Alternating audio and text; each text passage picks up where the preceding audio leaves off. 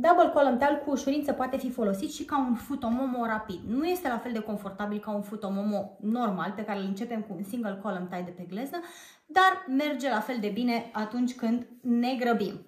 Vom trece bite-ul peste tot piciorul o dată, de 2 ori. E important să avem aici grijă unde plasăm sfoara. E important să nu fie foarte jos pe picior unde poate scăpa și poate aluneca în jos, da? Și e important să ne ținem tensiunea corectă, ceva ce e mai greu când avem o suprafață atât de mare a piciorului care este legată. Nu avem nicio întorsătură în sfoară, ne luăm un bite generos care să ne permite să ne ducem dintr-o parte în alta și vom face aici o cruce cu bite-ul și working end-ul, vom trece pe dedesubt, ajungem în această parte unde mai rotim o dată bite-ul și îl tragem în jos și ne ducem tot pe dedesubt.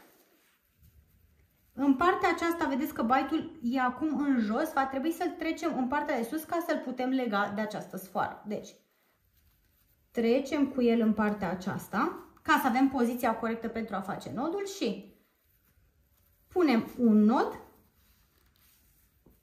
2 noduri și așa am făcut un futomomo dintr-un double column tie.